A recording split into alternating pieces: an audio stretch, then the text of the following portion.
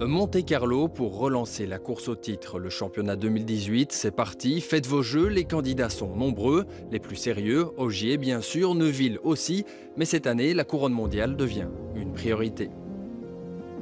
Il n'y a pas de pression supplémentaire. L'objectif est le même que l'année passée.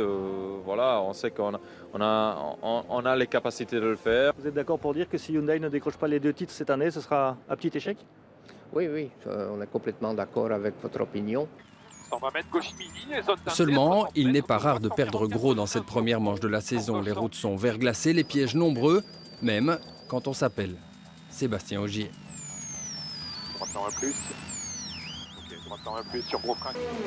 Le Monte-Carlo, un piège dans lequel était déjà tombé Neuville l'an dernier. Jeudi, première spéciale, une adhérence parfois inexistante. Nicolas Gilsoul sent venir le danger. 4 minutes sans vol d'entrée de jeu, la victoire aussi. Casse pas la boîte. Thierry a peut-être fait une petite erreur, peut-être un petit peu trop vite là où il était, mais bon, quand on roule à 30-35 km/h, c'est un petit peu difficile de juger. Sortie jeudi, crevaison vendredi. Pas de chance, mais notre duo belge retombé 17e continue à pousser, à cravacher pour revenir, parfois jusqu'à la limite. Malgré la météo, au fil des spéciales, la Hyundai est de retour dans le top 10. On a pu faire des meilleurs temps. Donc ça prouve le potentiel de la voiture et notre savoir-faire. Maintenant, c'est vrai que voilà, on aurait espéré mieux. Thierry et Nicolas prouvent qu'ils auraient pu jouer devant. Nos Belges remontent et profitent aussi des erreurs de la concurrence. 5e place finale et 4 points dans la Power Stage. C'était très important de marquer des points à chaque épreuve.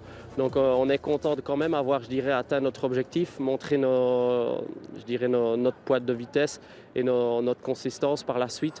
Mais ce week-end, personne n'a été épargné. Tous ou presque sont partis à la faute, même Sébastien Ogier. Des erreurs parfois stupides, mais avec un peu de chance et l'aide des spectateurs, cela porte évidemment moins à conséquence. Ogier en tête du début à la fin, seulement parfois titillé par son ancien équipier Tanak, passé chez Toyota.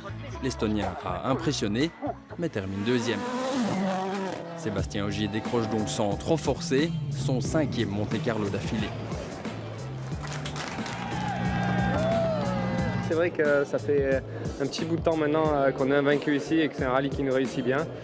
Ça tombe bien parce que c'est celui que j'apprécie le plus, celui qui me procure le plus d'émotions, qui m'a toujours fait rêver. Au championnat, Ogier prend les devants avec 26 points, Neuville compte 14 unités.